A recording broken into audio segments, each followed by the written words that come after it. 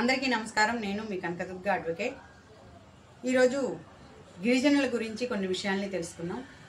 Tribal areas, గిరిజనుల యొక్క జీవన విధానం, గిరిజన ప్రాంతాల్లో వారికి ఉన్న హక్కుల గురించి, వారి యొక్క అవకాశాల గురించి కొన్ని విషయాల్ని తెలుసుకునే ప్రయత్నం చేద్దాం.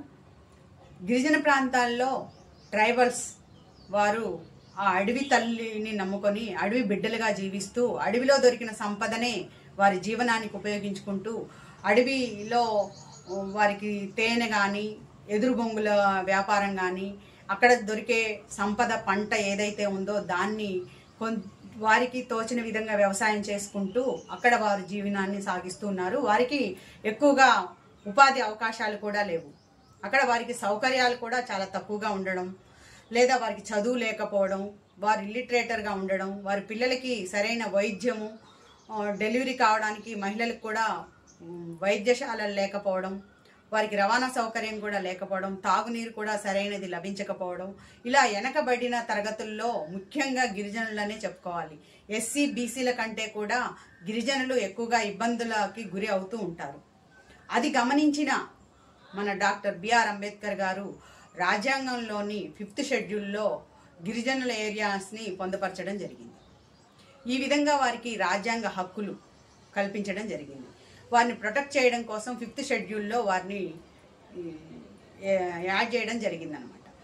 ఎందుకు అంటే వారికి ఉద్యోగ హక్కుని కల్పించడం కోసం, రాజకీయాల్లో వారు నియోజకవర్గంలో కానీ పార్లమెంట్లో కానీ వారు పోటీ చేసే హక్కుని కానీ, వారి పిల్లలకి చదువుకునే హక్కుని కానీ, వైద్య హక్కులు, వైద్య సదుపాయాలు కానీ, లేదా వారికి అక్కడ ఐటీడీఎస్ ద్వారా వారికి ఎన్నో రకాల ఉపాధి అవకాశాలను కల్పించడం, వారికి ట్రైనింగ్ సెంటర్స్ పెట్టడం, బీడీ కాలేజెస్ ఏర్పాటు చేయడం, వారికి డిగ్రీ కాలేజెస్ ఏర్పాటు చేయడం, వారికి స్టార్టింగ్ నుంచి కూడా ఎల్కేజీ నుంచి కూడా వారికి చదువు కోసం అన్ని ఉచితంగా అందజేసే అవకాశాలని వారికి పొందపరచడం కోసం అనేది ఈ షెడ్యూల్ యొక్క ముఖ్య ఉద్దేశం అన్నమాట.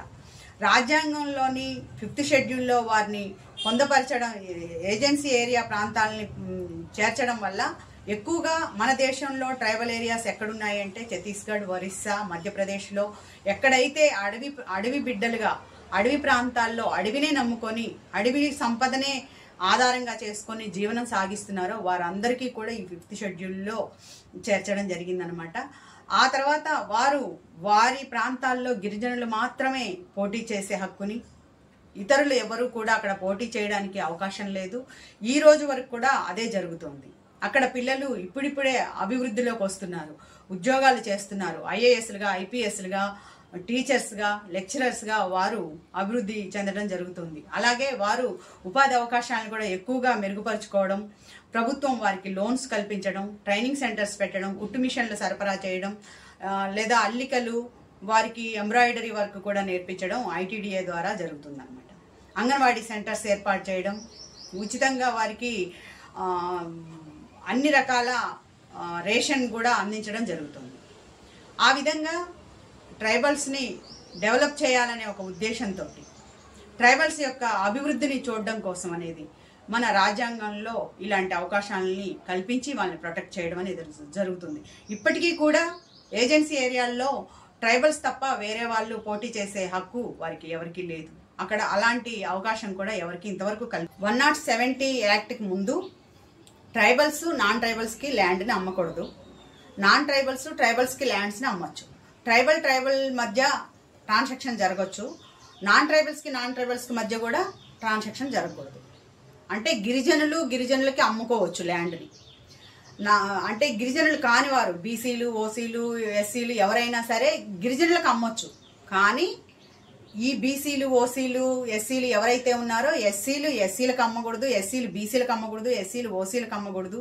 నాన్ ట్రైబల్స్ అనే వాళ్ళు ఎవరైతే ఉన్నారో వారి ఇద్దరి మధ్య కూడా ట్రాన్సాక్షన్స్ అనేవి జరగకూడదు. వీళ్ళందరూ కూడా ట్రైబల్స్కి అమ్మొచ్చు, ట్రైబల్స్ కొనుక్కోవచ్చు, ట్రైబల్స్ దగ్గర మాత్రం వీళ్ళు కొనుక్కోకూడదు. ఇది పటిష్టమైన యాక్ట్ని 170 యాక్ట్ తీసుకురావడం జరిగింది 1970 తర్వాత.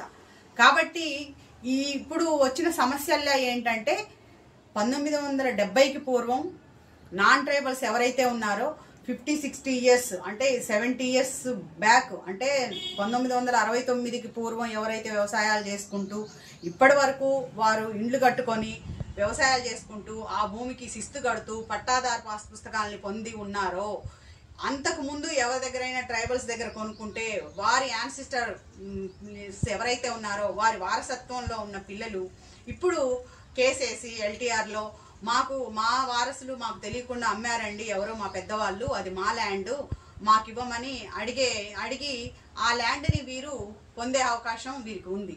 అలా పొందడం వల్ల ఇక్కడ జరిగే ఇబ్బంది ఏంటంటే నాన్ ట్రైబల్స్ అనేవారు చాలా 70 ఇయర్స్ నుంచి ఆ ల్యాండ్ని నమ్ముకొని వ్యవసాయం మీద ఆధారపడి దాన్నే ఆధారంగా చేసుకొని ఉండే వాళ్ళకి చాలా ఇబ్బందికరమైన పరిస్థితులు ఏర్పడుతుంది. ఒకవేళ ట్రైబల్స్ ల్యాండ్స్ని ఎవరైనా తెలియకుండా ఎవరైనా కొనుక్కున్నప్పుడు వీళ్ళు ఎల్టీఆర్ ద్వారా మా ల్యాండ్ అని పొందే అవకాశం వీరికి కల్పించినప్పటికీ ఈ విధంగా నాన్ ట్రైబల్స్ ఇబ్బంది పడే అవకాశం ఉంది. కాబట్టి ప్రభుత్వాలు వీటిని గుర్తించి ఎలా చేస్తే బాగుంటుంది, ఏం చేయొచ్చు అనే దాన్ని కూడా సవరణ చేయాల్సిన అవసరం కూడా ఉంది. ఈ విధంగా కొంత నాన్ ట్రైబల్స్లో కూడా అందరూ రిచ్ పీపులే లేరు కదా, కొంతమంది వాళ్ళు కూడా బలహీన వర్గాల వారు ఉన్నారు కాబట్టి వాళ్ళు కూడా వ్యవసాయాన్ని నమ్ముకొని ఉన్నారు కాబట్టి వాళ్ళకు కూడా సరైన న్యాయం చేయడానికి మన రాజ్యాంగంలోని కొన్ని సవరణలు చేయాల్సిన అవసరం ఉంది.